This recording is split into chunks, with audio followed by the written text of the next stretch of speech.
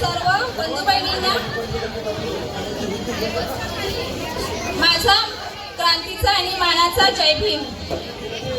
विश्ववंदनीय तथागत भगवान गौतम बुद्ध, भारतीय घटनेचे शिल्पकार महामानव बोधिसत्व डॉक्टर बाबासाहेब आंबेडकर, महाराष्ट्राच्या आराध्य दैवत छत्रपती शिवाजी महाराज, तसेच माता भीमाई, माता रमाई, माता सावित्री माई या सर्व मातांना आणि महामानवांना त्रिवार अभिवादन।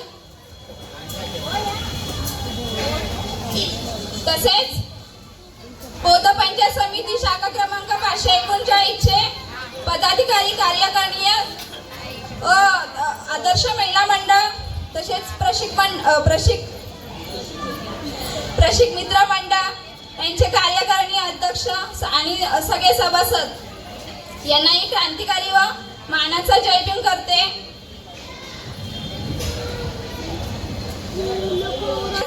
संयुक्त महामातांची जयंती साजरी करत आहोत, तर ह्या कार्यक्रमासाठी एक जबाबदार व्यक्ती म्हणून आमच्या शाखेच्या कार्य अध्यक्षा माधुरी जाधव यांची मी आज अध्यक्षपदी म्हणून निवड करते आणि त्यांनी ते आजचं अध्यक्षपद स्वीकारावे ही विनंती करते।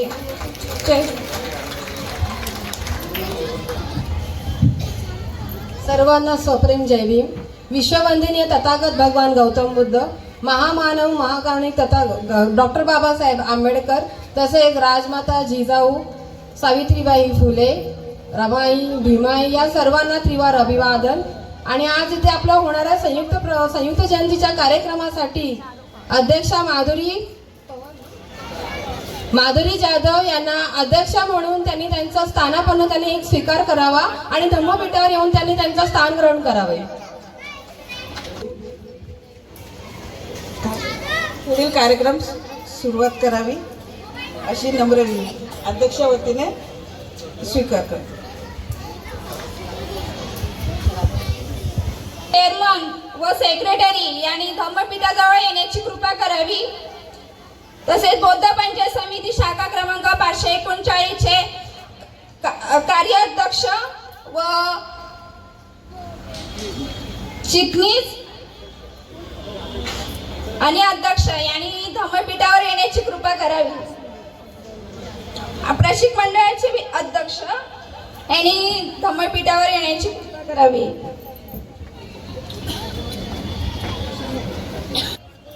आदर्श महिला मंडळाचे माजी अध्यक्ष व चिटणीस यांनी धम्मपीठावर येण्याची कृपा करावी।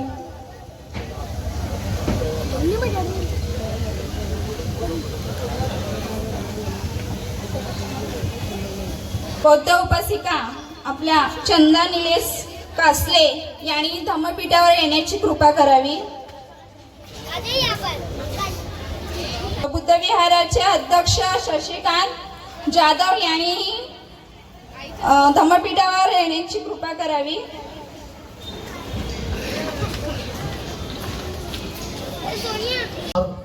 अर्पण करायचं आहे, त्यासाठी प्रथमतः मी आपल्या या आजच्या कार्यक्रमाच्या अध्यक्षा माधुरीताई जाधव यांना विनंती करेन की त्यांनी डॉक्टर बाबासाहेब आंबेडकरांच्या प्रतिमेला पुष्पहार अर्पण करायचं आहे। जाधव मी आमच्या शाखेचे कार्याध्यक्ष आयुष्यमान आनंदजी जाधव यांना पण विनंती करेन की त्यांनी सुद्धा हातभार लावायचा आहे।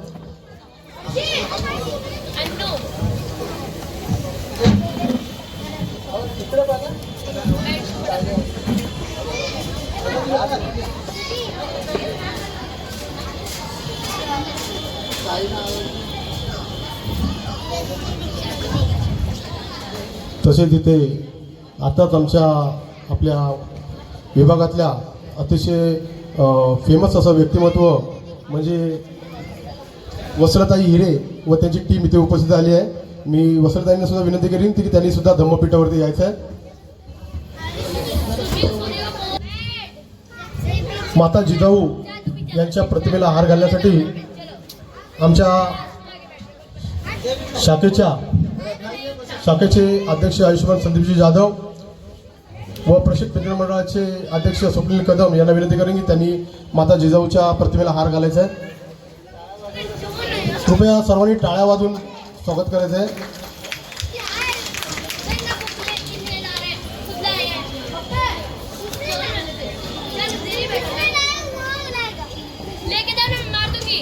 तदनंतर इथे उपस्थित असलेल्या यांना विनंती करेन की त्यांनी क्रांतीज्योती सावित्रीबाई फुले यांच्या प्रतिमेला पुष्पहार अर्पण करायचं आहे.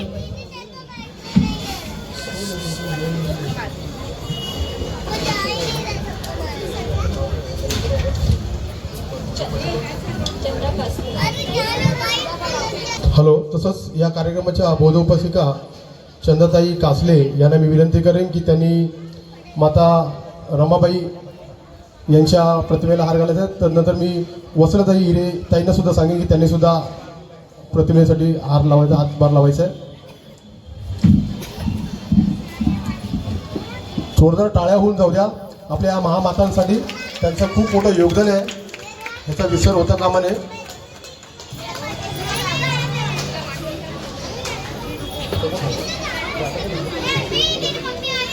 या आपल्या आदर्श महिला मंडळाच्या महिला अध्यक्ष आणि चिटणीस यांना मी विनंती करेन की त्यांनी सुद्धा फातिमा शेख यांच्या प्रतिमेला हार घालायचा आहे.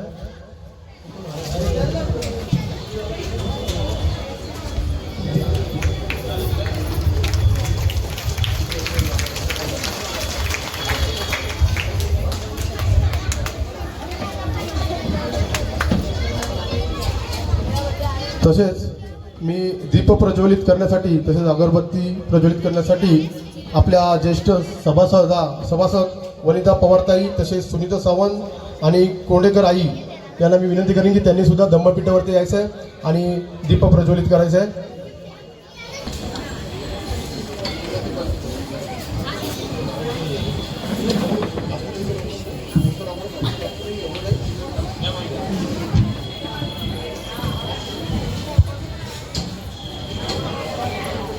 अगरबत्ती प्रज्वलितसाठी मी आमच्या शाखेचे उपाध्यक्ष रमेशजी कांबळे तसेच आमच्या शाखेचे उपचिटणीस आमचे जितेंद्र पवार यांना सुद्धा विनंती करेन की त्यांनी सुद्धा धम्मपीठावरती यायचं आहे आणि अगरबत्ती प्रज्वलित करायची आहे.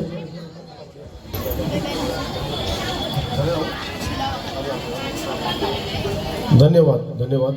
पुढील कार्यक्रमाचं सुरुवात करण्यासाठी मी चंद्रताई काकलेताई यांना विनंती करेन की त्यांनी कार्यक्रमाची सुरुवात करावी. सविनय जय भीम. बौद्धजन पंचायत समिती शाखा क्रमांक 539 आदर्श महिला मंडळ आणि प्रशिक मित्र मंडळ या सर्वांच्या वतीने आयोजित आज सर्व महामातांच्या जयंतीनिमित्त येथे उपस्थित असलेल्या आपल्या सर्वांना सस्ने सविनय जय भीम.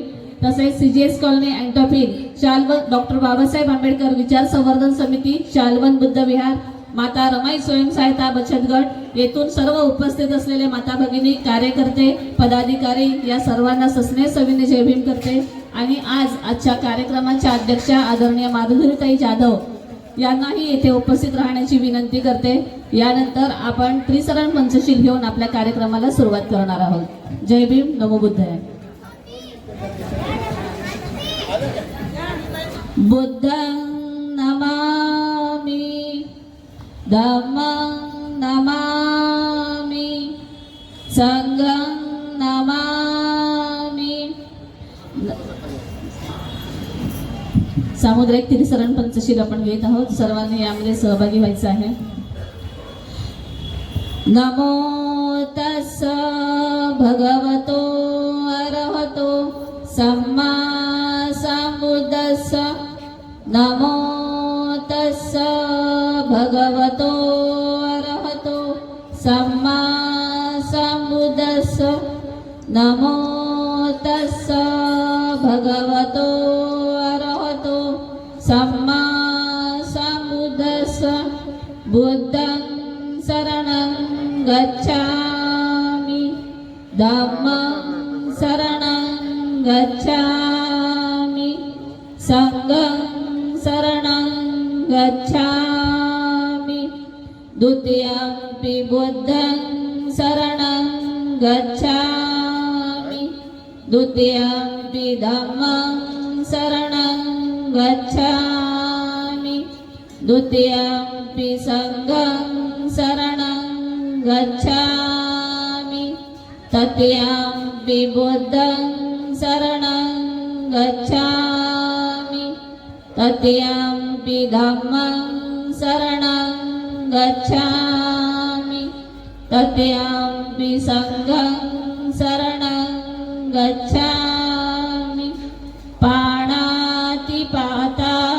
वेरमणि सिक्खापदं समादयामि अदिन्नदाना वेरमणि सिक्खापदं समादयामि कामेषु मिच्छाचारा वेर सिक्खापदं समादयामि मुसावादा वेरमणि सिक्खापदं समादयामि सुरामेरविज्जं विदुरयानं देवरूपं सुजीव निमलचक्षु गभीरघोषं गौरवर्णं सुखाय अभयचित्तं निभयकामं सुरतधम्मं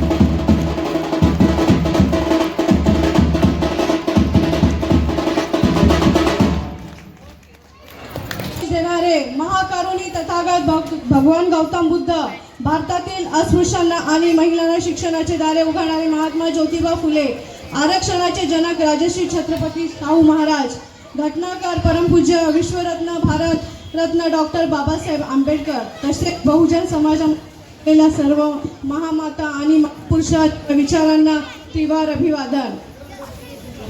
आज मी तुम्हा सर्वांसमोर राजमाता जिजाबाई म्हणजेच माता जिजाऊ यांच्याबद्दल बोलणार आहे. माता जिजाऊ या केवळ एका मराठ्यांच्या स्वराज्याची जन्म 12 जानेवारी 1598 रोजी सिंदखेड येथे झाला. शहाजी राजे भोसले आणि जिजाबाई या दाम्पत्याची कन्या म्हणून त्यांचे बालपण राजघराण्यात सुखदुःखात गेले. लहानपणापासूनच त्यांचा धर्म, नीती आणि शौर्याचे संस्कार मिळालेले. वयाच्या अवघ्या 17 वर्षी त्या शहाजी राजांची पत्नी झाल्या आणि त्यानंतर त्यांचे आयुष्य मातृत्व, कर्तृत्व आणि स्वराज्य साधनेच्या भव्य प्रवासाने भरले गेले. जिजाऊंचे वैभव म्हणजे त्यांचे मातृत्व. त्यांनी छत्रपती शिवराय महाराजांना जन्म दिला आणि त्यांना केवळ आई म्हणून नव्हे तर गुरु, मार्गदर्शक आणि स्वराज्य देवतेचे प्रतीक म्हणून घडवले होते. त्या म्हणत, हा देश परकीयांच्या ताब्यात आहे, आम्हाला स्वराज्य मिळवायचे आहे. पुण्याजवळील लाल महालात राहत असताना त्यांनी शिवबांना रामायण, महाभारत, भगवत कथा सांगितल्या. या कथांमधून त्यांनी धर्म, शौर्य आणि क्षमता. एका शिवबाग खेळताना भिंतीवर चढले आणि खाली पडले, पण जिजाऊंनी त्यांना ओरडले नाही. उलट म्हणाल्या, उठ भला पुरुष, राजाला भिंती ओलांडून पडता येत नाही. हे त्यांचे कणखर मातृत्वाचे उदाहरण आहे. माता जिजाऊंचे योगदान फक्त शिवरायांपुरते मर्यादित नव्हते, त्या स्वराज्याच्या अभियानात सक्रिय सहभागी होत्या.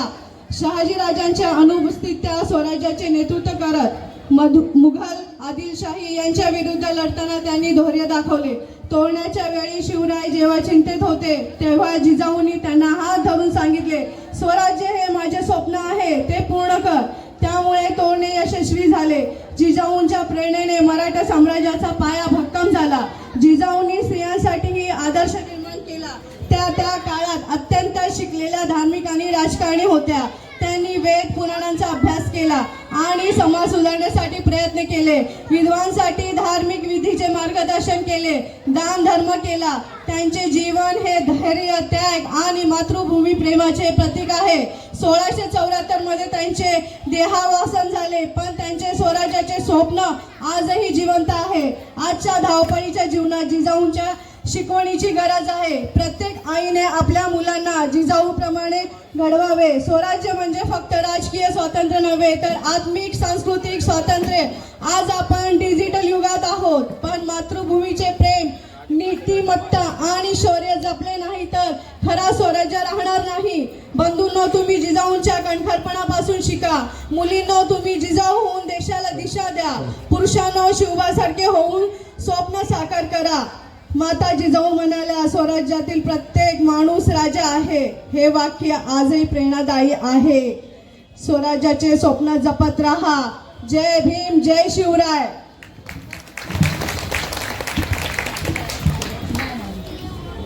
शिक्षणाचे उद्धरते तसेच क्रांतीसूर्य ज्ञानज्योती शिक्षणाच्या सर्वात पहिल्या महिला सावित्रीबाई फुले यांचा विजय असो, त्यांचं आगमन होत आहे. सगळ्यांनी टाळ्यांच्या गडगडाटाने स्वागत करावे.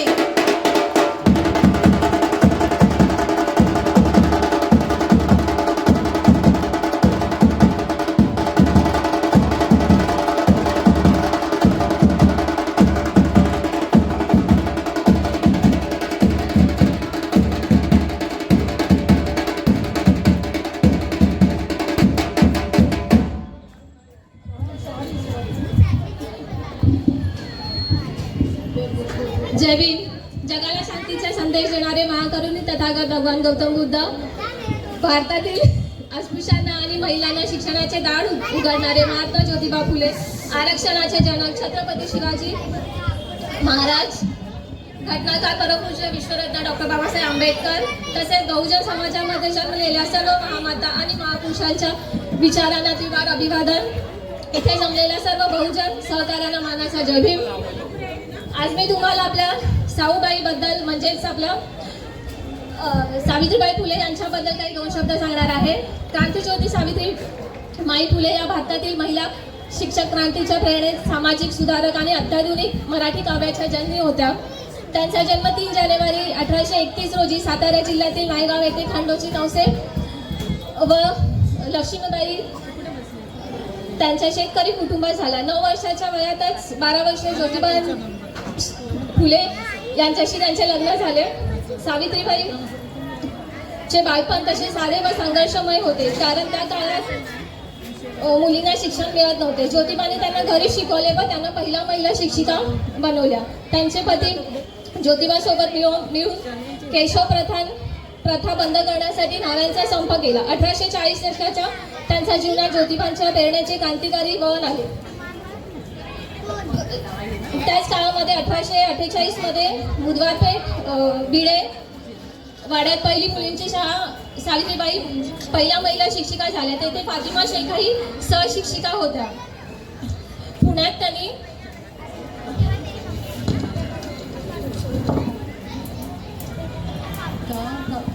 साऊबाई आपल्यासाठी केलेला हा त्याग इथल्या प्रत्येक स्त्रीने लक्षात ठेवला पाहिजे. ज्या समाजामध्ये स्त्री ही फक्त भोग वस्तू म्हणून असे समजले जायचे, तेथे स्त्रीला कवडीचीही किंमत नव्हती. तेथे साऊबाईने संघर्ष करून आपल्याला एक माणूस म्हणून नवी ओळख दिली. साऊबाईमुळे आज देशातील स्त्रिया चूल आणि मूल या पुढे जाऊन देशाच्या पंतप्रधान, कोणी मुख्यमंत्री, इतकंच काय तर राज्याध्यक्ष देखील झाल्या. कोणी विमान चालक, कोणी ट्रेन, अगदीच काय तर अंतराळात सुद्धा गेलं. काही दिवसापूर्वी महिला क्रिकेट टीमने वर्ल्ड कपही जिंकले. हे सर्व साऊबाईमुळे शक्य झाले. बस आता हीच एक अपेक्षा आहे की महिलांनी कुठल्याही क्षेत्रात यश मिळवावं, पण हे नक्की लक्षात ठेवावं, हे कोणत्या देवदैवताचं नसून आपल्या साऊबाईमुळे शक्य झालं. म्हणून श्री आपण साऊबाईच्या संघर्षाचा प्रत्येक व्यक्तीने आदर्शासमोर ठेवला पाहिजे. जय भीम, नवबुद्धाय. रत्न डॉक्टर बाबासाहेब आंबेडकर, तसेच महामानव doctor Babasaheb Ambedkar, barrister doctor Babasaheb Ambedkar, बस याच्या पुढे त्यांच्याबद्दल मी बोलूच शकत नाही, कारण का त्यांच्या इतकी पदवी कोणाला मिळालेलीच नाहीयेत अख्ख्या भारतामध्ये. त्यांची त्यागमूर्ती रमाबाई रमाबाई रमाबाई रमाबाई यांचं आगमन होत आहे. सर्वांनी टाळ्यांच्या त्यांचा विजय असो, विजय असो, रमाबाई यांचा विजय असो.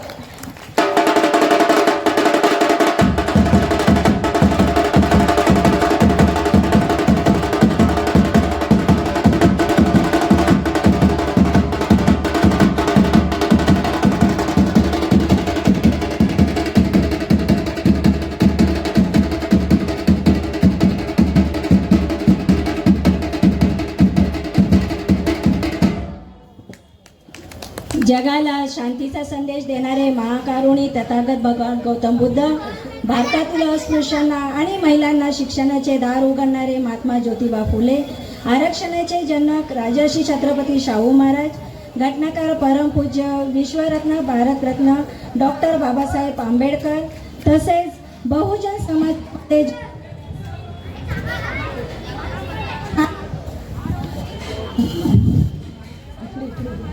महापुरुषांच्या विचारांना त्रिवार अभिवादन. इथे जमलेल्या सहकारांना मानाचा जय देऊ. आज मी तुम्हाला अशा स्त्री होण्याची जी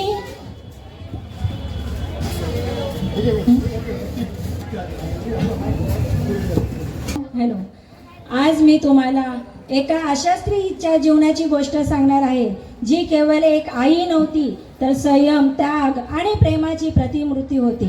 ती म्हणजे माता रमाई आंबेडकर.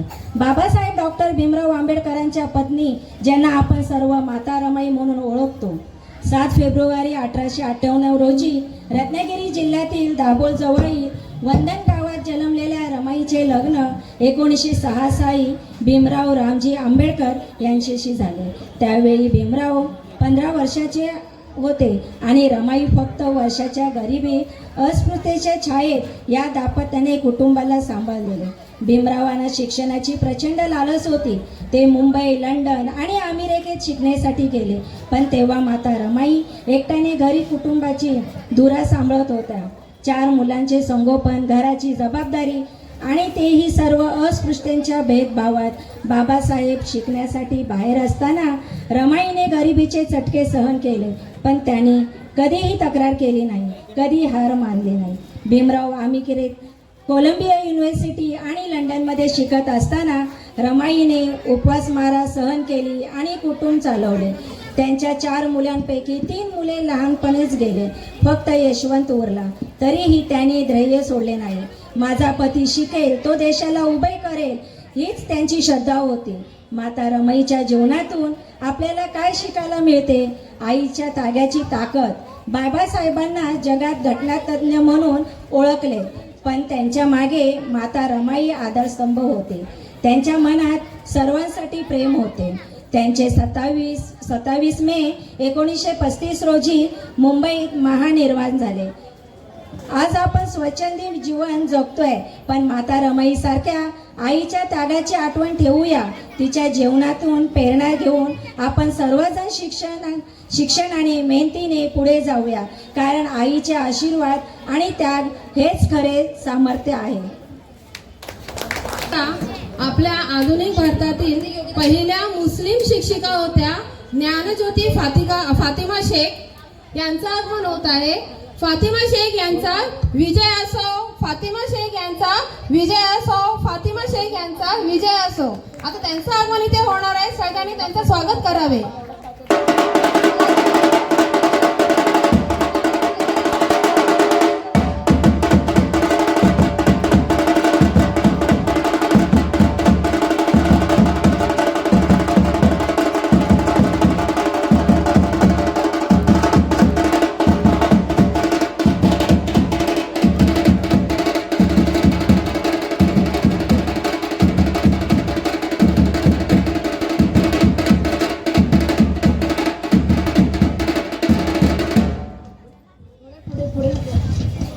थोडक्यात काही 4 शब्द बोलायचे, माफ करा. आज आपण इथे हा संयुक्त जयंतीचा आपण इथे कार्यक्रम आयोजित केला. तुम्ही सर्वांनी उपस्थिती दिली त्याबद्दल सर्वांचे धन्यवाद. तसेच इकडे जमलेल्या सर्व मान्यवरांनी आम्हाला इथे बोलण्याची संधी दिली त्याबद्दल त्यांचेही धन्यवाद. तसेच आमचे बौद्धजन पंचायत समिती शाखा क्रमांक 539 चे सर्व सभासद, अध्यक्ष, चिटणीस या सगळ्यांचे धन्यवाद, कारण की खरोखरच त्यांनी आम्हाला खूप मोटिवेट केलं आहे ह्या गोष्टीसाठी.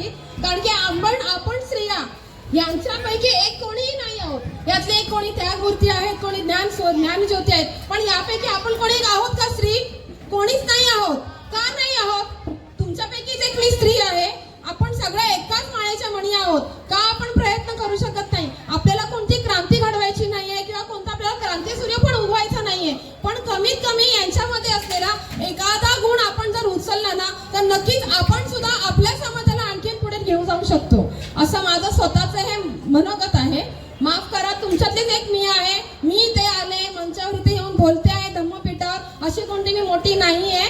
पण त्यातून सुद्धा आता हा जो काही आम्ही इथे कार्यक्रम सादर केला त्यामध्ये घेण्यासारखं म्हणजे काय, सर्वात प्रथम जिजाऊ आईच्या अंगावरती असलेले सगळे अलंकार, त्यातून काही ना काहीतरी एक एक छोटी छोटी गोष्ट त्या अलंकाराचं महत्त्व आहे. जसं सुरुवातीपासून आपल्या कपाळावर असलेला टिळा सौभाग्याचं लेणं म्हटलं जातं.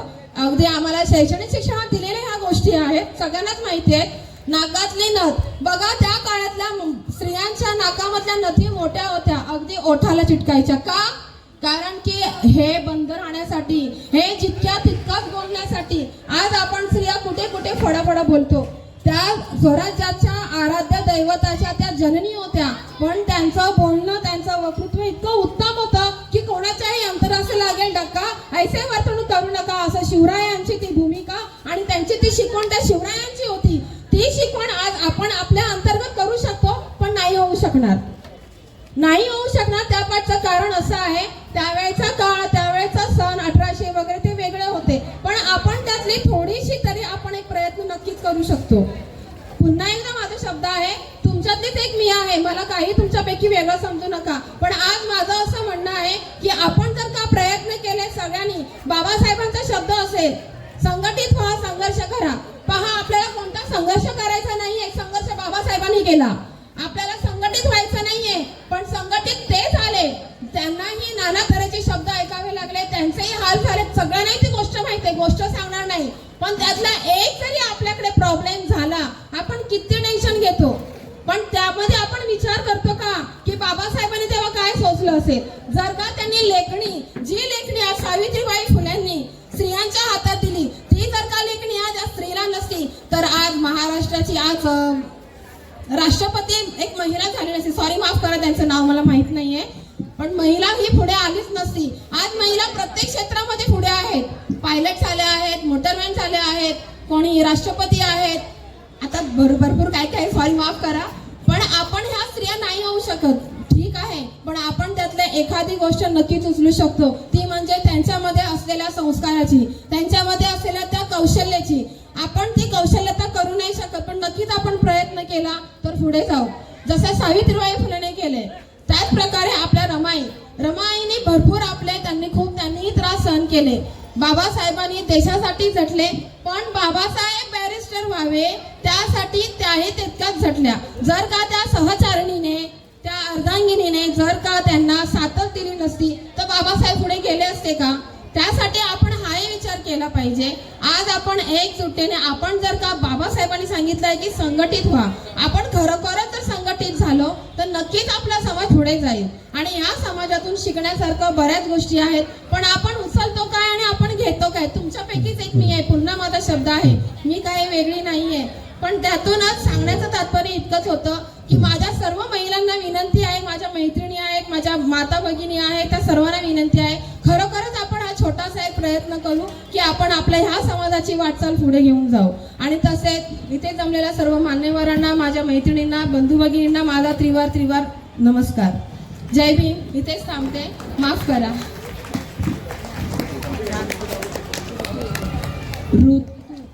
छोटी सावित्री ऋतू, त्यांनी स्टेजवर यावे.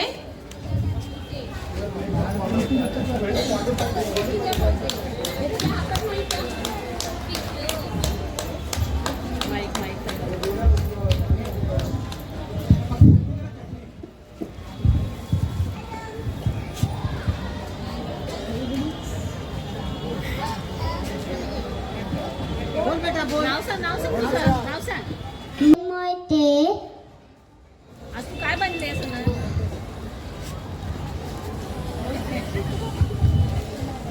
तुम्हा सगळ्यांना माझा नमस्कार.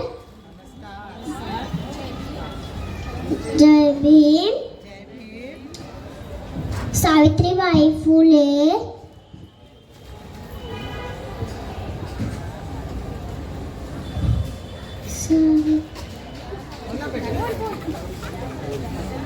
सावित्रीबाई फुले.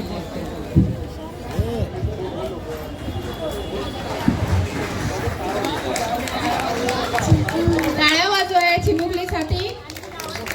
आणि तिने प्रयत्न खूप छान केला आहे. सावित्रीबाई फुले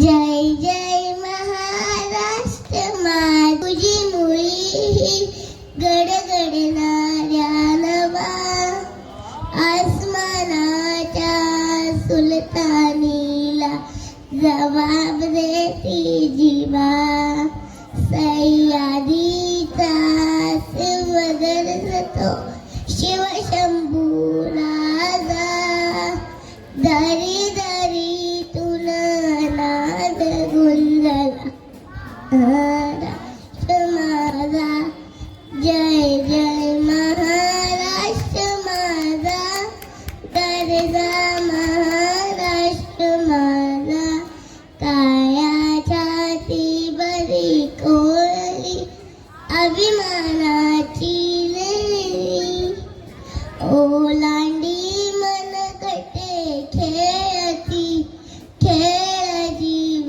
खेळी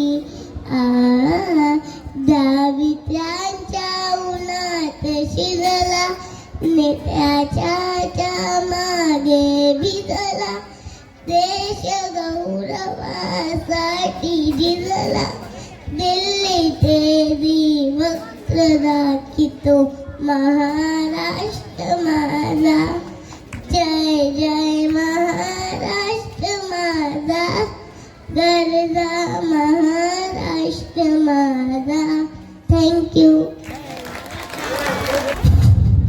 नाटकाचं नाव आहे होणार मी सून धम्म विचारांची.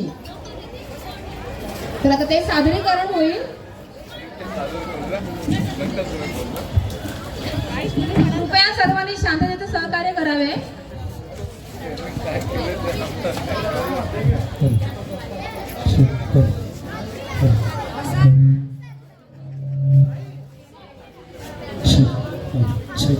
बंधू भगिनी बाल बालिका आपण सर्व उपस्थित या सर्वांना ससने सविनय जय भीम करते.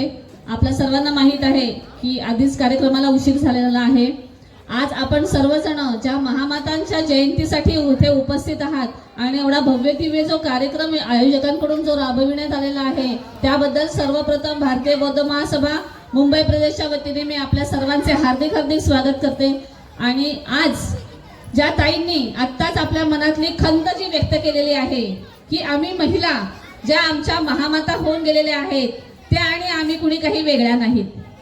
जर का आम्ही वेगळ्या असतो तर आज इथे कोणीही उपस्थित नसतो आणि उभ्या सुद्धा राहिलो नसतो.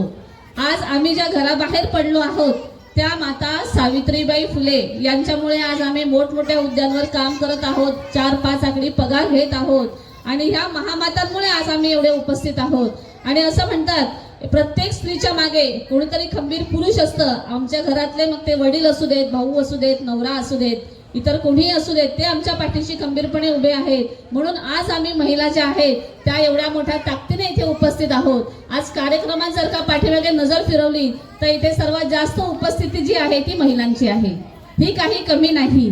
पण आम्ही महिला जे काही काम करत आहोत ते कोणामुळे करत आहोत. आज जर का माता रमाई नसत्या तर आज आम्ही इथे कोणीही नसतो. कारण आपल्या सर्वांना माहित आहे जर डॉक्टर बाबासाहेब आंबेडकरांना माता रमाईने शिक्षणासाठी जर का उभारी दिली नसती तर आज डॉक्टर बाबासाहेब आंबेडकर घडले नसते आणि ते नसते तर आज आम्ही कोणत्या गटाराच्या बाजूला राहिलो असतो हे आपल्यालाच काही कळता येणार नाही. पण यानंतर आपल्या सर्वांना माहित आहे जी माऊली या कष्टातून जिने आपली 4 मुलं मातीखाली घातली आणि आपल्या नवऱ्यासाठी जी खंबीरपणे उभी राहिली. आज आम्ही म्हणतो माता रमाईने कष्ट केलेत, ते कष्ट तिच्या 5वीलाच पुजलेले होते. कारण आपल्याला माहिती आहे लहान असताना तिने आई वडिलांकडे कष्ट केले. 6 वर्षाची असताना आई गेली, 7 वर्षाचे असताना वडील गेले. त्यानंतर ही 4ही जी भावंड आहेत ती पोरकी झालेली आहेत आणि त्यानंतर त्यांना सांभाळण्याचं जे काम केलेलं आहे ते त्यांचे काका आणि त्यांचे मामा यांनी वणंद या गावावरून ह्या मुलांना मुंबईला आणलेलं आहे आणि सांभाळलेलं आहे. यानंतर आपण म्हणतो रमाई सांगायची असेल तर बाबासाहेबांशिवाय सांगू शकत नाही, आणि बाबासाहेब सांगायचे असतील तर रमाईशिवाय आपण बाबासाहेब पूर्ण होऊ शकत नाही, कारण रमाई आणि बाबासाहेब हे एकाच नाण्याच्या दोन बाजू आहेत. आपल्याला माहिती आहे 16व्या वर्षी बाबासाहेब आंबेडकर 10वी पास झाले. भीमराव 10वी पास झाल्याच्या नंतर जेव्हा त्यांनी रामजी बाबांनी जेव्हा आपल्या मुलासाठी मुलगी बघायची आहे, तिचं लग्न करायचं आहे हे ठरवलं, आणि लग्नासाठी जेव्हा मुलगी बघू लागले तेव्हा त्यांनी 2 मुलींची स्थळं पाहिली होती आणि एकाच स्थळाचं त्यांनी नक्की केलं होतं. पण ज्यावेळेस त्यांनी रामजी बाबांनी छोट्या रामूला आपल्या काकांबरोबर जेव्हा भायखळ्याच्या बाजारामध्ये ही छोटीशी चुणचुणीत मुलगी भाजी घेत होती, काका मामांबरोबर जी राहत होती, त्यांना जेव्हा पाहिलं तेव्हा रामजी बाबांच्या डोळ्यातून ही चुणचुणीत मुलगी सुटली नाही, आणि ह्या चुणचुणीत मुलगी हीच मुलगी जिचे आई वडील नाही आहेत आणि जिचे काका मामांसोबत ती राहत आहे, आणि एवढी चुणचुणीत मुलगी हीच माझ्या भिवाचा संसार चांगला करू शकेल हे तिने पाहिलं.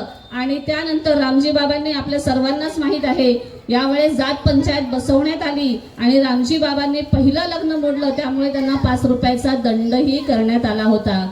आणि या छोट्या रामीसाठी रामजी बाबांनी 5 रुपयाचा दंड भरलेला आहे, आणि आपल्या रामीचं आणि भिवाचं लग्न भायखळ्याच्या मच्छी मार्केटमध्ये लावून दिलेलं आहे. जेव्हा ही वरात जेव्हा घरी येते तेव्हा रामजी बाबांनी सांगितलेलं आहे की रामू, मी तुला माझा मुलगा सोपवत आहे, पण तू त्याला संसारामध्ये अडकवू नकोस. तर तू काय करायचं आहे, त्याच्या शिक्षणासाठी तू त्याची मदत करायची आहेस, आणि तो काय होणार आहे, खूप मोठा माणूस होणार आहे, आणि त्याच्या पाठीशी तू खंबीरपणे उभं राहायचं आहे. सासऱ्यांनी सांगितलेले हे जे शब्द आहेत ते ह्या 9 वर्षाच्या रामीने ऐकलेले आहेत, आणि जीवापाड हे शब्द जे आहेत तिने काळजात कोरून ठेवलेले आहेत. आणि ही रमाई काय झालेली आहे, बाबासाहेबांच्या पाठीशी ढाल म्हणून उभी राहिलेली आहे.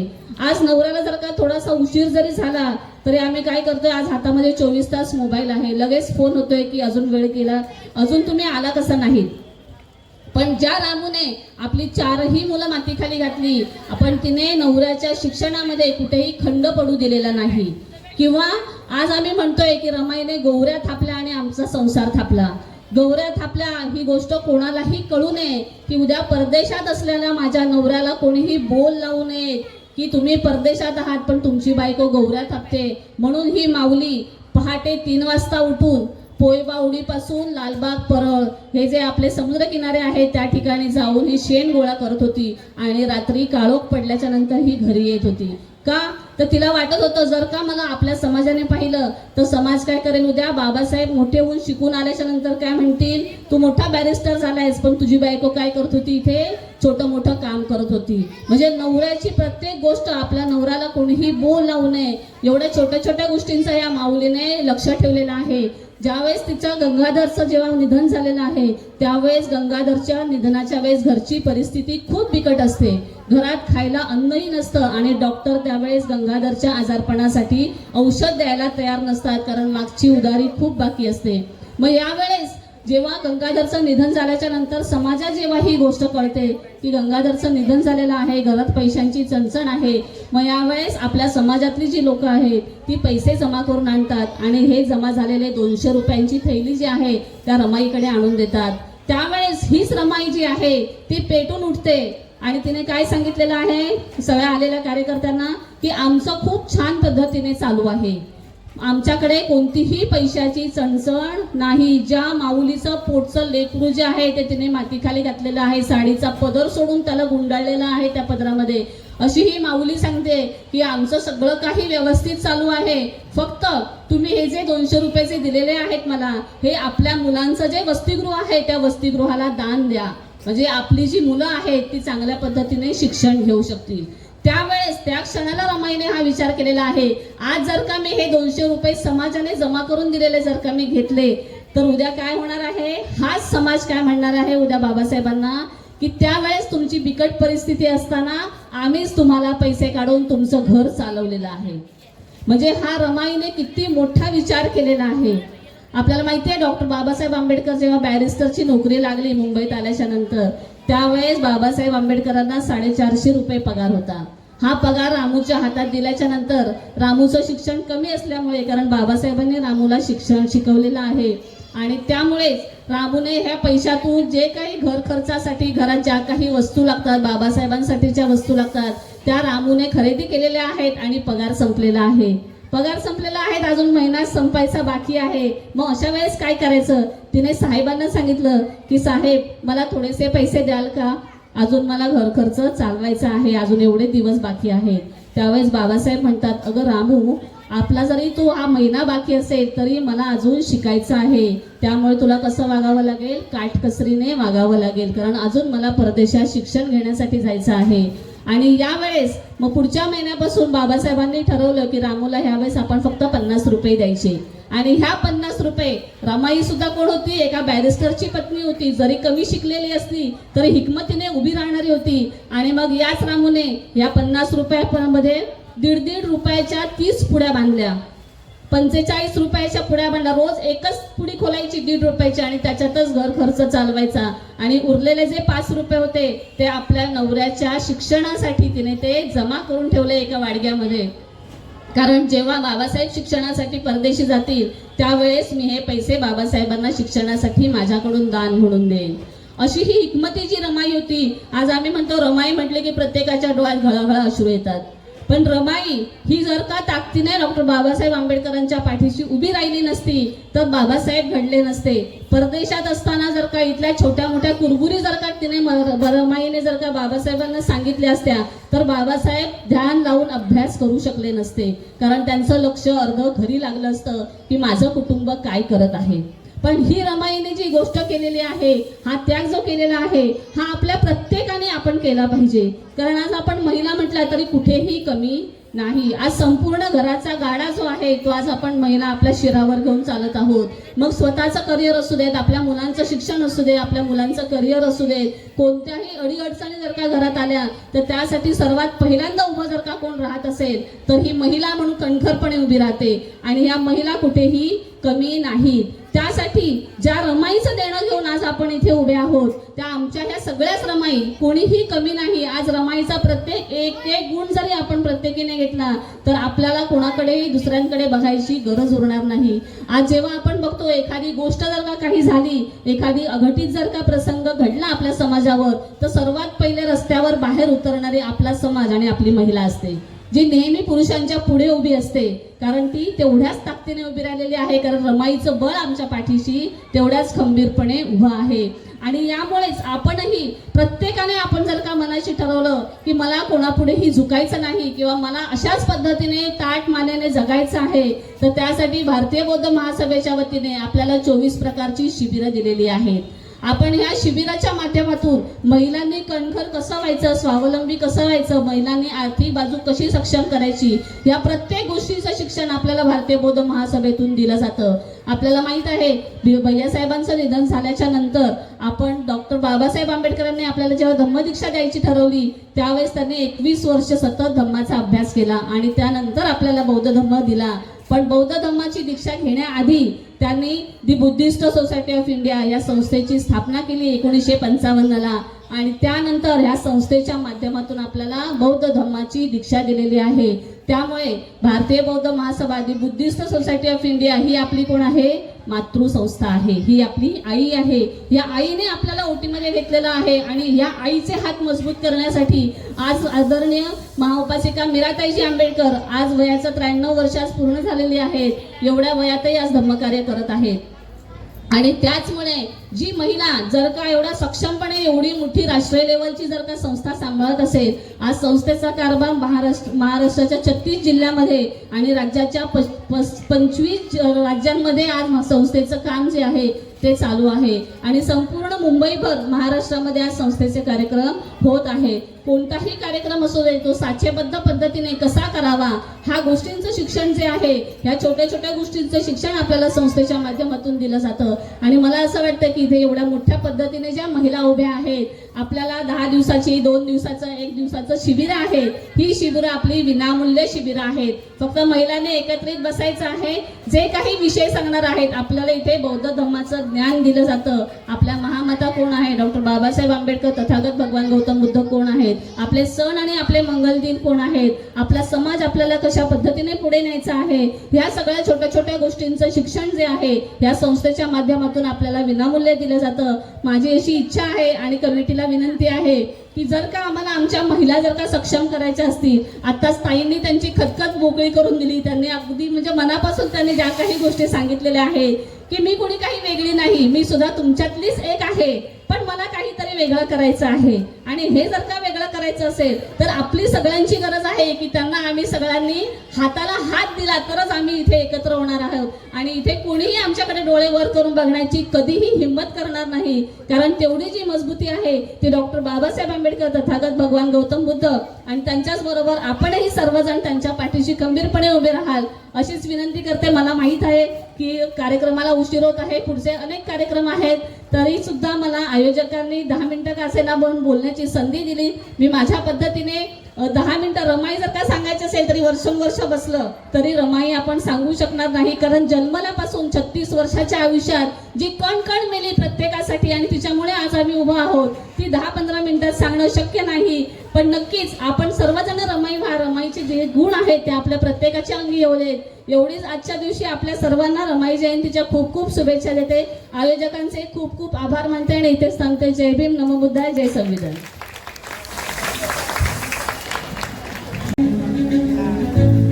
विश्ववंदनीय तथागत भगवान गौतम बुद्ध, भारतीय संविधानाचे शिल्पकार, बोधिसत्व नेते परमपूज्य डॉक्टर बाबासाहेब आंबेडकर या महामानवांच्या विचारांना, त्यागांना विनम्र अभिवादन करून आज या ठिकाणी बौद्धजन पंचायत समिती 539 या शाखेच्या माध्यमातून या ठिकाणी या जो जयंतीचा कार्यक्रमाचं आयोजन केलेलं आहे. आणि मागच्या 3-4 दिवसामध्ये आम्हा CGS मध्ये आमचं शालवन बुद्धविहार, डॉक्टर बाबासाहेब आंबेडकर विचार संवर्धन समिती शालवन बुद्धविहार या कमिटीशी संपर्क साधण्यात आला आणि आम्हाला थोडंसं प्रबोधनात्मक एक नाटिका म्हणून आपल्याकडनं जर मिळत असेल तर त्याच वेळेला आम्ही लगेच होकार दिला. आणि थोडंसं सजावटीसाठी वेळ लागतोय, परंतु आज या ठिकाणी खरोखरच या आमच्या सगळ्या भगिनींनी जे सूत्रसंचलन केलं आणि जे आयोजन केलं फार सुंदर होतं आणि एक नौकं असं होतं. जरी मी त्यांना सांगू इच्छितो की जरी चुका वगैरे झाला तरी आपण का सगळे धर्मबांधव आहोत, काही वेगळं असं नाही. पण आज जर तुम्ही चुकलात तर उद्याच्या होणाऱ्या कार्यक्रमामध्ये तुम्ही सरळपणाने एक वक्तव्य करू शकता किंवा सूत्रसंचलन करू शकता. आज या पर्णकुटीचा आणि आमच्या CGS कॉलनीचे एक ऋणानुबंध फार पूर्वीपासूनचे आहेत आणि आमचे जाधवसाहेब वगैरे सगळे मंडळी आम्ही सगळे एकमेकाच्या परिचयाचे आहोत.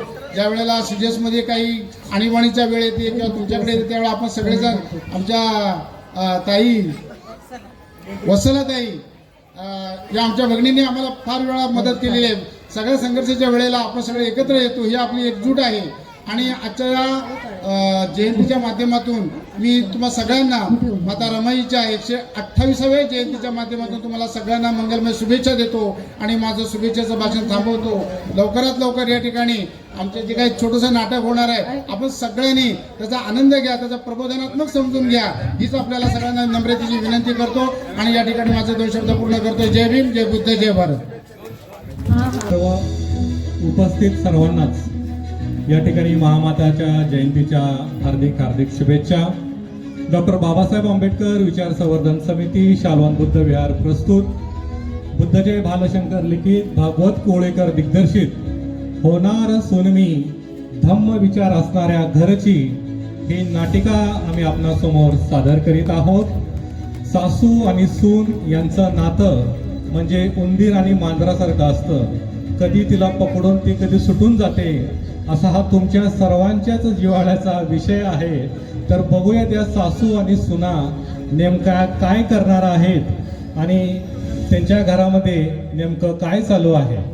तर आम्ही आपल्या समोर प्रस्तुत करत आहोत होणार सुनमी धम्म विचार असणाऱ्या घरची या नाटिकेतील. मी सर्वांना कृपया विनंती करतोय आपण सर्वांनी शांततेचं सहकार्य करावं जेणेकरून आवाज आपल्यापर्यंत व्यवस्थित येईल. आणि जिथं आपल्याला संवाद आवडतील आपण टाळ्यांच्या प्रतिसादामध्ये आमच्या कलाकारांना प्रोत्साहनही द्यायचं आहे। या नाटिकेतील सर्व पात्र प्रसंग हे काल्पनिक आहे। शिवगामिनी देवी अशी एक पत्नी जिनं आपल्या नवऱ्याला आयुष्यभर ठेवले मुठीत आणि आता तिच्या घरामध्ये आले 2 सुना। तर बघूयात ती आपल्या सुनांना मुठीत ठेवते का। प्रस्तुत करत आहोत होणार असून मी धम्मविचार असताना घरचे। आईस सासूला सासूला ओलांडून बराबर आईस सासूला सासूला संसाराची घडी भेटणे टकी बसवणे मगी करून जादू प्रेमाची चाहुल देईल पुरी सुखाच्या क्षणी कमलते मने फुले ही वात्सल्याची सांभाळून या सारे बंधना त्यांचे थोडी थोडी कसरत तारेवरचे लाड किसून मी ह्या घरचे थोडी थोडी कसरत तारेवरचे लाड किसून मी ह्या घरचे।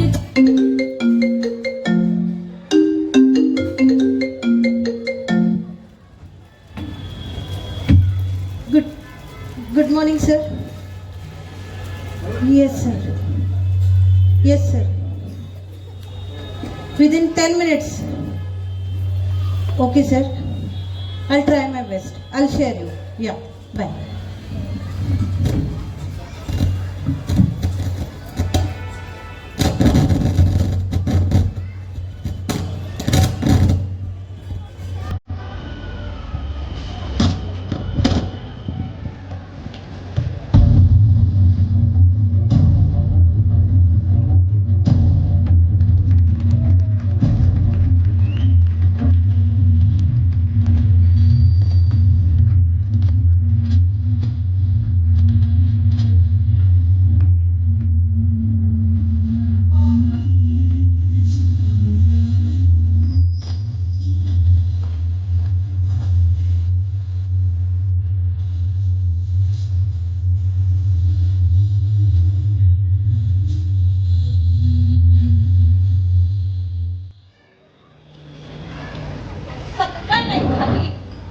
झाला ह्याचा सुरू बसलाय त्या डबड्यात तोंड घालून तुमका सांगताय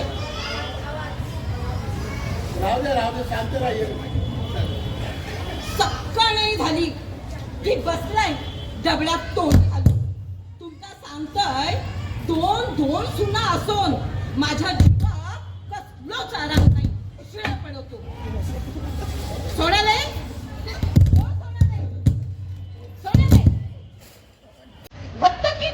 आजच्या दिवसात आंघोळ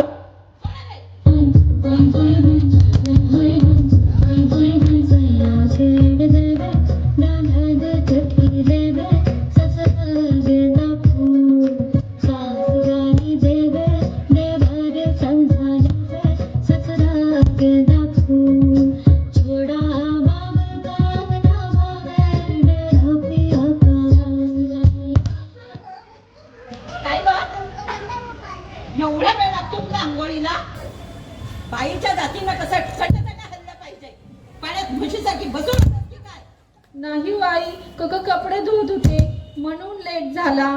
बोला नाही काय काम होतं? सोडाले आता तू ह्या घरची धाकटी सून आहे। आता ह्या घरच्या चाली भाती रीती रिवाज प्रथा परंपरा हे आता तुला समजून घ्यायला हवं। हो आई तुम्ही जसं सांगाल तसं सगळं ऐकेन मी। बरं हे बघ सोडाले सकाळी लवकर उठायचं केर कचरा काढायचा आंघोळ करायची आणि देवघरात स्वयंपाकघरात देवघर आहे तिथं पहिल्यांदा दिवा लावायचा आणि मग बाकीची कामं करायची। आणि हो एकदाच सांगते कान उघडे ठेवून ऐकायचं आंघोळ न करता स्वयंपाकघरात पाय ठेवलेला मला अजिबात आवडणार नाही। हो आई मी याची काळजी घेईन। बरं बाईच्या जातीनं पोरं बाळ सांभाळावं घरदार सांभाळावं सकाळी चुली समोर बसावं असं डबळात तोंड घालून नाही बसायचं।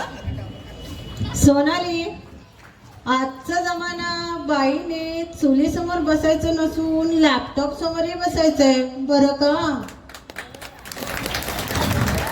बाईच्या जातीला घरातली काही कर्तव्य असतात, आधी ती पार पाडा म्हणावं आणि मग बाकीच्या गोष्टी करा.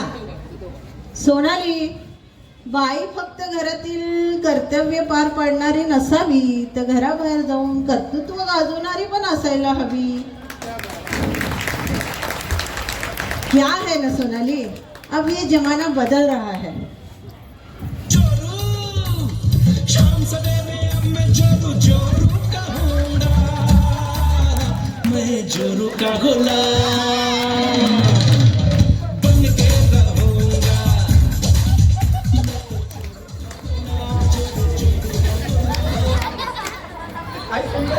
कसल्या कर्तव्य आणि कर्तृत्व गाजवायच्या गोष्टी करत होता. मला पण सांगा, काही उरली सुरली असतील कर्तव्य तर गाजवतो, याच्या व्यतिरिक्त आरशात तोंड पाहिलं का? निघालात म्हणे कर्तृत्व गाजवायला. अहो, दररोजचा भाजीपाला जरी नीट आणला ना, तेच लई मोठं कर्तृत्व होईल तुमचं.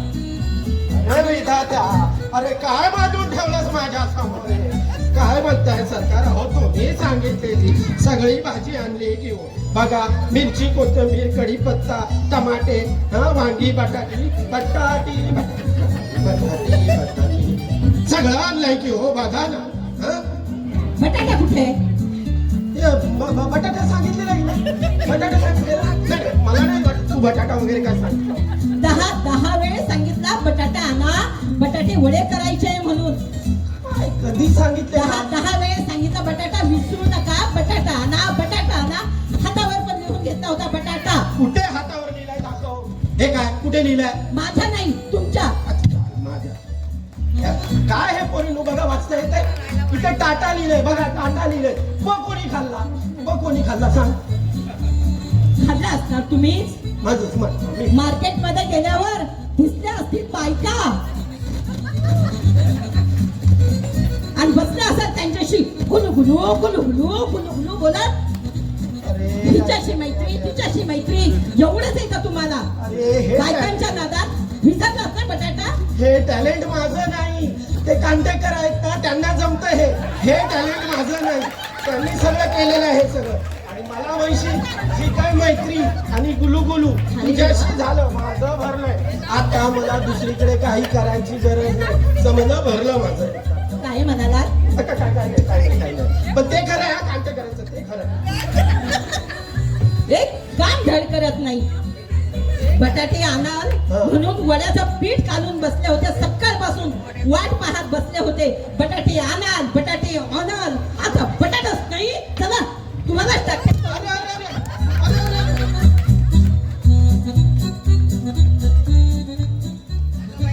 बाई बाई बाई,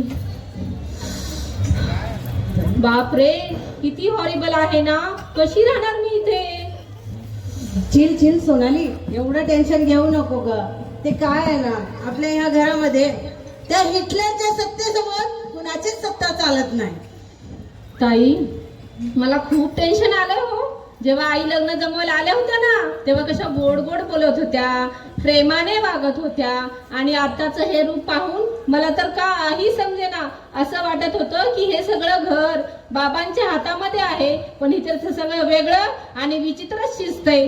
कसं करणार मी संसार आता ह्या घरात? ताई, तुम्हीच सांगा. अगं अगं, इथे बस बस. अगं हे वेडाबाई, एवढं टेन्शन घ्यायचं नसते ग. मी आहे ना, होईल सर्व ठीक. हे बघ सोनाली, मी स्वयंपाक करून ठेवलाय, चपात्या केलेत, डाळी कुकरला लावली आहे. तुझ्या आवडीची भाजी कर, ठीक आहे? मला ऑफिसला जायला वेळ होतोय, आता मी निघते बरं. ताई, एवढं सगळं कधी केलं तू? सांगू, मगाशी तू त्या हिटलर सोबत बिझी होती ना, तेव्हा सर्व आटोपलंय मी. थँक्यू ताई, थँक्यू. ए सोनाली, चल, लय लाडात येऊ नको बर का. हे बघ, स्वयंपाक आज केलाय बर का मी, उद्या मी नाही करणार. हा, म्हणजे ताई? चल ग, चेष्टा केली ग. बाबा मला ऑफिसला जायला वेळ होतोय, येऊ मी? हो बेटा, सांभाळून जा. हो, बघितलात किती सुनाच्या माझ्या 2-2 सुना, आणि तो लागलाय माझ्या आयुष्याला. तुम्हीच बघा काय. मला माहित नाही. अगं सोनाली, हा ताई. एक सांगायचं राहून गेलंय. आज संध्याकाळी आहे ना आपल्या शाल्वन बुद्ध विहारमध्ये पौर्णिमेचे कार्यक्रम आहेत, तर मीही तिथे जाणार आहे. तुलाही माझ्यासोबत यायचंय बरं का? रेडी राहशील हा? हो. विसरायचं नाही. नाही. चल येऊ मग. हो. Okay, all the best. #Hitler. Bye ताई. बाय. बाबा आपल्या इथे बुद्ध विहार आहे. हो आहे ना बुद्ध विहार. इथे बाजूलाच ना एक CGS कॉलनी आहे, तिथे सेक्टर 1 आहे. तिथे एक मोठं भव्य अगदी शाल्वन बुद्ध विहार, अगदी प्रसन्न वाटतं गेल्यावर. तिथे छान विहार आहे. बाबा लांब आहे का बुद्ध विहार? नाही ग, इथे असं 5-7 मिनिटं लागतात. 501 मीटरवर असेल. खूप सारे कार्यक्रम होत असतील ना विहारात? हो, होत असतील. मी काही जात नाही जास्त. आपली मोनाली जात असते तिकडे आणि चांगले कार्यक्रम वगैरे घेत असते काय. बापरे, ताई घर ऑफिस करून पुन्हा विहारात पण जातात. खरंच ग्रेट हा ताई. बाबा तुम्ही आणि आई का नाही जात विहारात? जात नाही असं नाही बाळा. काय होतं की जयंतीची वर्गणी वगैरे ना ती आम्ही देतो. तुमचं काय ते आलंय ना ते जीपे, फोन पे, त्याच्यावरून वर्गणी वगैरे पाठवत असतो. आणि काय जयंतीला मात्र नक्की जातो. दिवसभर अगदी तिथे असतो. खाऊन पिऊन अगदी नाचून गाऊन रात्री येतो आम्ही मस्तपैकी. आणि सगळ्यात महत्वाचं म्हणजे काय, तिचे हात पाय सारखं दुखत असते. चालायला म्हटलं काल जीवावर.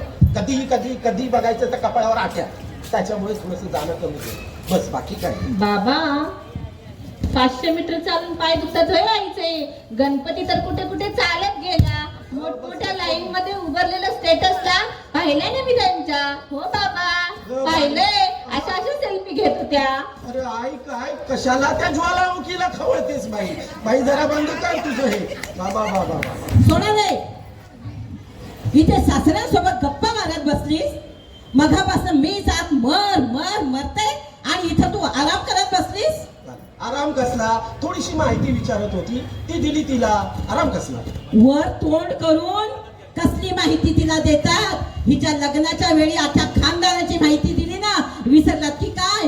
अगं बाई ती माहिती नाही, बुद्ध विहाराची माहिती विचारत होती, ती दिली तिला. सोनाली, तुला का कशाला हवी बुद्ध विहाराची माहिती? अहो आई, ताई म्हणत होत्या आज पौर्णिमेचा विहारात कार्यक्रम आहे, तर तू पण सोबत चल म्हणून. ती तृप्ती, ती दीप्ती, ती मनस्वी आणि ती समीक्षा यांच्या नादी लागून ही मोनाली पुरती येडी झाली. येडी सारखं बुद्ध विहार करत असते. घरात काही कामं कमी असतात का? शांत राहा, शांतता. आजचा दिवस जाईल, ती पुन्हा नाही जाणार बाळा. बघ हा, सांगेल तसं आहे.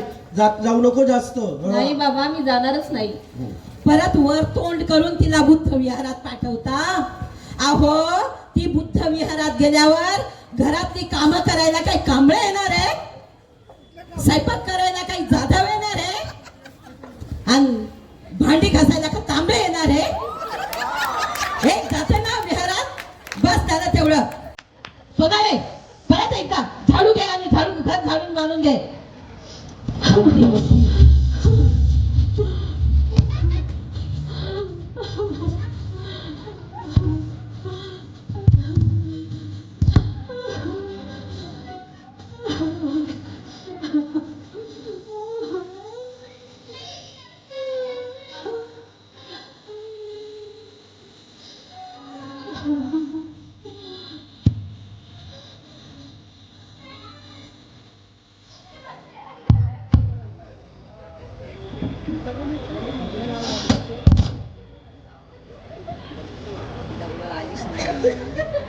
सोनाली, अगं ये सोनाली. अगं ये सोनाली. ताई हे घ्या पाणी. काय गे, तू अजून रेडी नाही झालीस? विसरलीस की काय आपल्याला बुद्ध विहारात जायचंय ते? ताई तुम्हीच जा विहारात, मी काय तुमच्या सोबत येत नाही. का ग, काय झालंय? तुझा चेहरा का असं पडलाय? ताई ताई ताई ते तरी सांग. ताई काही बोललं की ह्या आजकालच्या पोरी जातात मुळमुळू मुळमुळू मुळमुळू रडायला. होणार तू जातेस ना विहारात ते ठीक आहे, पण जर तू सोनालीला देणार असशील ते मला अजिबात चालणार नाही. का आई तुम्हाला काय प्रॉब्लेम आहे? आम्ही तुम्हाला बुद्धविहारात चला चला बोलतो, तुम्ही आमच्या सोबत येत नाही. आता आम्ही दोघी चाललो त्यातही तुम्हाला प्रॉब्लेम आहे. आई आपण बौद्ध आहोत ना, बौद्धांनी बुद्धविहारात नाही जायचं तर मग कुठे जायचं? हो हो हो हो माहिती आहे आपण बौद्ध आहोत ते. आपण बौद्ध आहोत म्हणूनच तर तुमची लग्न बौद्ध पद्धतीने लावली ना. लग्न बौद्ध पद्धतीने ती फक्त या समाजाला दाखवण्यासाठी. बाकी आपल्या घरात काय चालते ते मला चांगलंच माहिती आहे. होणार आहे नाही ध्यान नको देऊ. विहारातल्या गोष्टी विहारातच ठेव. काय असतं का सारखं सारखं बुद्ध विहारात? बुद्ध विहारात आमचा स्वाभिमान आहे.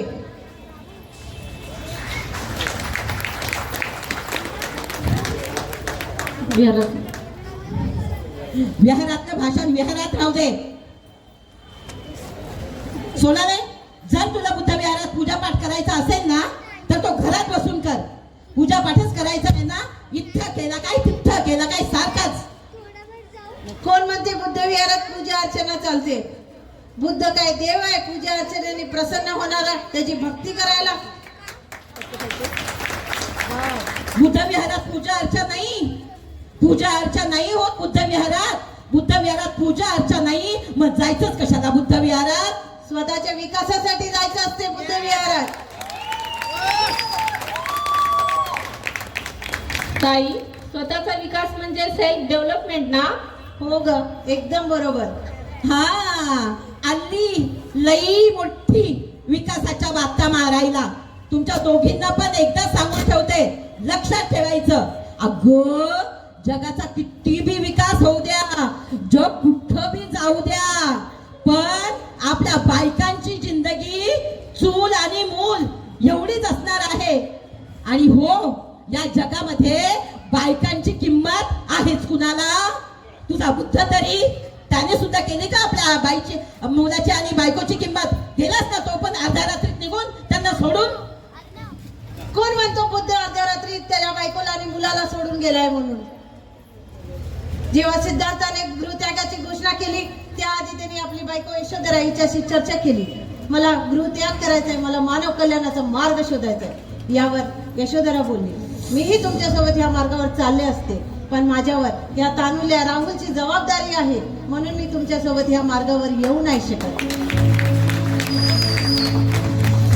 पण मला नक्कीच खात्री आहे तुम्ही मानव कल्याणाचा मार्ग नक्की शोधून या. आणि राहिला प्रश्न त्यांचा अर्ध्या रात्री घर सोडण्याचा, तर त्यांनी भर दिवसा सर्वांच्या साक्षीने हा घर सोडलेला आहे. हा आहे खरा इतिहास. खरा इतिहास आपल्याला पुस्तकात ना माहित होतो. यात आहे खरा इतिहास, तो आपल्याला वाचायला हवं. यात आहे खरा इतिहास. बुद्ध आणि त्यांचा धम्म. ताई बायकोबद्दल काय विचार होते हो बुद्धाचे? अगं सोनाली, बुद्ध या पृथ्वीवरील पहिला मनुष्य ज्याने आपल्या पत्नीस मैत्रीण मानलेला आहे. म्हणजे नवरा बायकोने फ्रेंड सारखं राहायचं, बोथ आर इक्वल असंच ना? हो ग एकदम बरोबर. वाव किती भारी कन्सेप्ट आहे ना. बुद्ध तर एकदम मॉडर्न विचाराचा आहे. ताई महिलांबद्दल अजून काय सांगतात व बुद्ध? अगं सोनाली खूप मोठी यादी आहे. नंदा, सोना, मलिका, खजुतारा, उपलपर्णा, खेमा, महाप्रजापती गौतमी, यशोधरा, सुजाता, आम्रपाली, चारुमती, संघमित्रा. अगं खूप मोठी यादी आहे ग महिलांची. म्हणाले अगो ह्या सगळ्या बायका आपल्या पर्णकुटीमध्ये कधी ग राहायला आल्या? छेव आई, त्या महिला म्हणजे आपल्या सुवर्णकाळाच्या साक्षीदार आहे. बुद्धामुळे धम्मामध्ये त्यांना मान मिळालेला आहे. जेव्हा धम्मामध्ये महिलांना प्रवेशासाठी 500 महिलांना घेऊन जगातील पहिला लॉंग मार्च काढणारी अशी आपली ग्रेट महिला म्हणजे महाप्रजापती गौतमी आहे.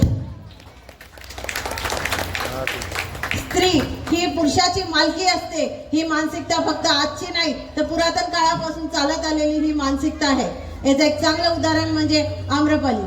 जेव्हा एका सुंदर स्त्रीला नगरवधू म्हणून डिक्लेअर करण्यात येतो आणि नगरवधू नावाच्या कन्सेप्ट खाली तिचं लैंगिक शोषण करण्यात येतो, त्यावेळेस तिला ह्या लैंगिक शोषणापासून मुक्त करण्यासाठी धम्मामध्ये तिला प्रवेश मिळवून देऊन तिचा ह्या लैंगिक शोषणापासून मुक्त करून जगातील पहिला हिरो म्हणजे आपला तथागत गौतम बुद्ध आहे. आई, विद्वानाच्या पट्टीत पुरुषच नसतात तर महिलाही असतात. याचं एक चांगलं उदाहरण म्हणजे भद्र कुंडलकेशा आहे, जी कधीही कोणासोबत वक्तव्यात हारली नाही, जिने विविध विषयात अर्हतरी पदवी प्राप्त केलाय. अगं सोनाली, तुला माहिती आहे सम्राट अशोकाला 2 मुली होत्या, एक संघमित्रा आणि दुसरी चारुमती. संघमित्राचा इतिहास सर्वांना माहिती आहे, पण चारुमतीचा इतिहास खूप कमी जणांना माहिती आहे. चारुमतीने नेपाळमध्ये जाऊन धम्माचा प्रचार आणि प्रसार केलाय. असे अनेक महिला आहेत जे आपल्या धम्मासाठी आपलं योगदान कॉन्ट्रीब्युशन दिलेलं आहे. हा सगळा कॉन्ट्रीब्युशन थेरीगाताच्या माध्यमातून आपल्याला माहिती होतो. म्हणजे ज्या काळात महिला शिक्षण घेऊ शकत नव्हत्या, धर्म प्रचार प्रसार करू शकत नव्हत्या, त्या काळात बुद्ध त्यांच्या बाजूने उभे राहिले आणि सगळ्यांना महिलांना त्यांचे हक्क मिळवून दिले. असंच ना? हो बघ, बरोबर. आज तुम्ही लईच बोलताय असं नाही वाटत का तुम्हाला? अगं, असे हे बुद्ध विचार ऐकल्यावर ऊर्जा येणार ना. बंद करा ही तुमची थेर. आई, थेर हा आपला बौद्ध शब्द आहे ज्याला विकृतपणे वापरला जात आहे. म्हणजे ताई, थेर म्हणजे ज्ञानी मनुष्य, त्यावरूनच आले आहेत थेरी गाथा आणि थेर गाथा. म्हणजे एखादा पुरुष किंवा महिला प्रवाहाच्या विरोधात जाऊन काही नवीन ज्ञान निर्मिती करत असेल किंवा प्रस्थापित व्यवस्था बदलण्याचा प्रयत्न करत असेल तर तो थेर है ना. आणि हा असाच आपला असा प्रचार प्रसार परत कुणी करू नये म्हणून हा असा आपला शब्द विकृत करून, ही जी बोलली ना थेर, असा विकृत करून असा आपल्या माथी मारलाय. किती मोठं षडयंत्र आहे हे. आपला एवढा मोठा गौरवशाली वारसा इतिहास बदनाम करून टाकलाय यांनी, है ना. हो बाबा. ताई, मला वाटतं की बुद्धू शब्द बुद्धाला काउंटर करण्यासाठी तर वापरत नसतील ना? अरे वा सोनाली, तुझं लॉजिक तर एकदम बरोबर आहे. क्रांतीच्या विरोधात प्रतिक्रांती असाच कार्य करत असते. ताई, तुम्हाला तर खूप नॉलेज आहे हो. छे ग, विहारात जाऊन मनस्वीताई, दीप्तीताई, तृप्तीताई, जाधवताई यांच्या सगळ्या भाषणांनी माझं नॉलेज अपडेट झालंय ग.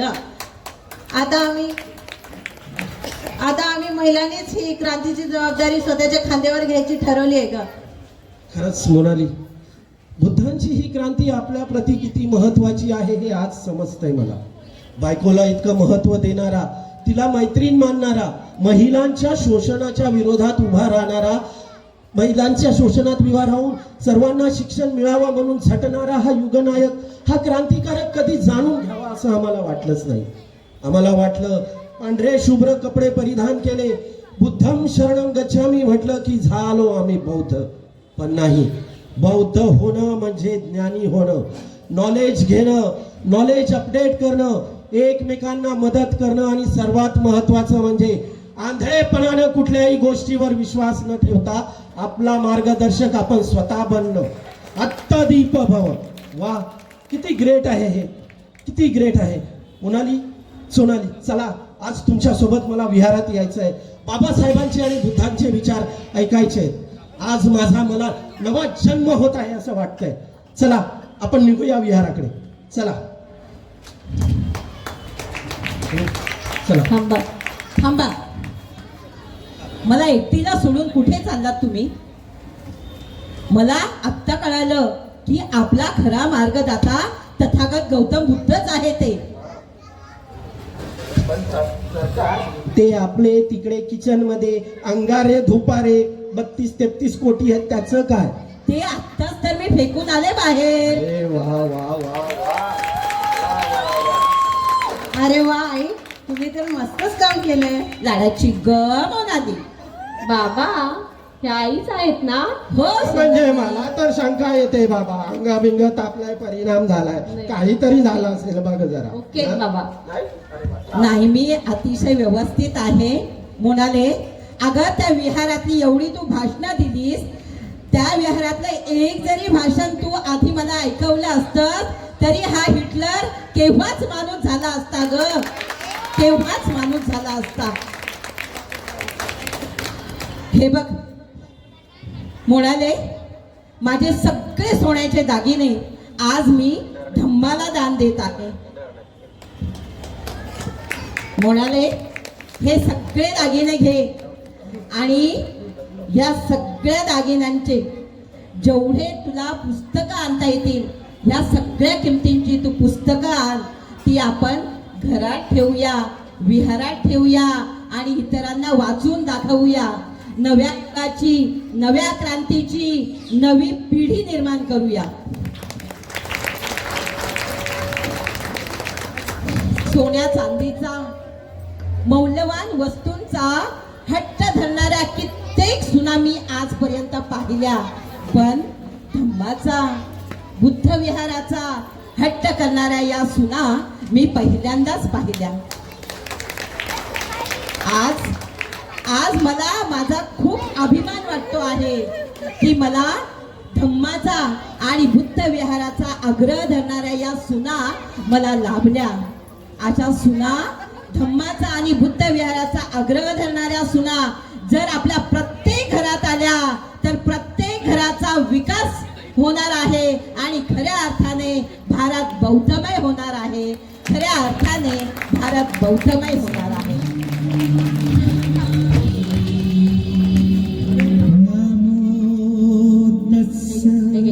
चलो बुद्ध की ओर, चलो बुद्ध की ओर, चलो बुद्ध की ओर. आज सासूच्या भूमिकेत कल्पनाताई जाधव आहेत. सोनाली आणि मोनाली त्यांची खरी नावं आहेत. आणि सासऱ्यांच्या भूमिकेत आमचे दिग्दर्शक भागवत कोळेकर सर आहेत. धन्यवाद, आपण खूप चांगला प्रतिसाद दिलात. आणि चलो बुद्ध की ओर ही चळवळ आपण सर्वांनीच या ठिकाणी वृद्धिगत करावी अशी अपेक्षा व्यक्त करतो. धन्यवाद. जाधव यांना मी विनंती करेन की त्यांनी धम्मपीठावरती यायचं आहे. कदम, आमचे सहचिटणीस जितेंद्रजी पवार, उपाध्यक्ष रमेशजी कांबळे यांना सुद्धा मी विनंती करेन की त्यांनी स्टेजवरती यायचं आहे. समिती शाखा क्रमांक 539च्या वतीनं बंधूंनो, या ठिकाणी आज इथं महिला वर्ग वगैरे उपस्थित आहे, ज्यांनी सूत्रसंचलन केलं. आणि 28 मे 2024 मध्ये बुद्धजय भालशेखर सर साहेब राजेविंकर हे आमचे साहेब आमच्या वसाहतीमध्ये आले आणि साहेब स्टेट गव्हर्नमेंटमध्ये आहेत. आणि त्यांच्या धम्मपत्नी सौ मोनालीताई या मोठ्या जाऊबाई होत्या, तर त्यांच्या धम्मपत्नी आहेत. आणि ताई इस्रोमध्ये ऑफिसर म्हणून आहेत. ह्या दोन्ही उभयतांनी आपल्या समाजासाठी एवढं वाहून घेतलंय की आजच्या घडीला आम्हाला स्वतःला चालवूनवाल्यांना असं वाटतंय की आम्हाला काहीतरी हिरा भेटलाय. म्हणजे कोणत्याही बाबतीत आम्ही प्रवचनकार मागवत नाही किंवा आम्ही बाहेरून कोणाला पाचारण करत नाही.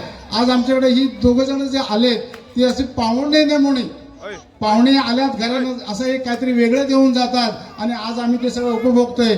आज साहेबांकडून आम्हाला वेगवेगळ्या पद्धतीचं नाटक म्हणा किंवा वेगवेगळी विचारधारा म्हणा आम्हाला धम्माच्या मार्गाने, चळवळीच्या मार्गाने आम्ही ते संपन्न करत आहोत. आमच्या चंद्रताई कासले आहेत या आमच्या धम्माच्या मार्गाने, ही जी आमची भगिनी आहेत, आमचे जे भाऊ आहेत, ह्या चांगल्या पद्धतीने आम्हाला गाईडलाईन देत आहेत आणि त्या पद्धतीने आम्ही शालवांची वाटचाल करतोय. मागच्या 2 वर्षामध्ये आम्ही शैक्षणिक धोरण राबवतोय. प्रत्येक शनिवारी लहान बालकांना विहारामध्ये घेऊन आमचे साहेब त्या मुलांना कलेच्या माध्यमातून ती चित्रकला असो आणखी वेगवेगळ्या कला आम्ही UPSC MPSCच्या मुलांसाठी प्रत्येक शनिवारी बोरवली, गोरेगाव, ठाणे इथून परसमाजाचे माणसं येतात, परसमाजाचे विद्यार्थी येतात, परंतु आपल्या समाजाचे विद्यार्थी येत नाही. मी पर्णकुटीतल्या आपले जे काही धम्म बांधव असतील त्याची मुलं असतील, मुली असतील, मी नम्रतेची विनंती करतो, तो MPSC असो, UPSC असो, शालेय कोणत्याही बाबतीची एक्झाम असो, तुम्ही कधीही शालवांशी संपर्क साधा.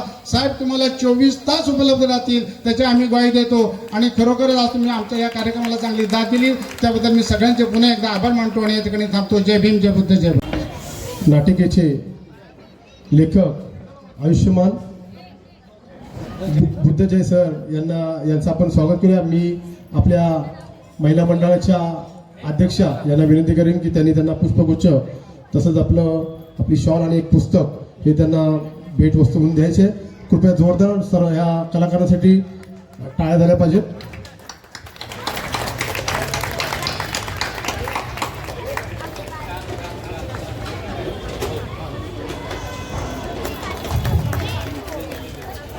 धन्यवाद. तदनंतर या नाटिकेचे दिग्दर्शक व कलाकार आयुष्यमान भागवत कुळेकर सर यांचं स्वागत करण्यासाठी मी वसलतांनी विनंती करेन की त्यांनी दमपीठवरती यायचं आहे आणि त्यांचं स्वागत करायचं आहे.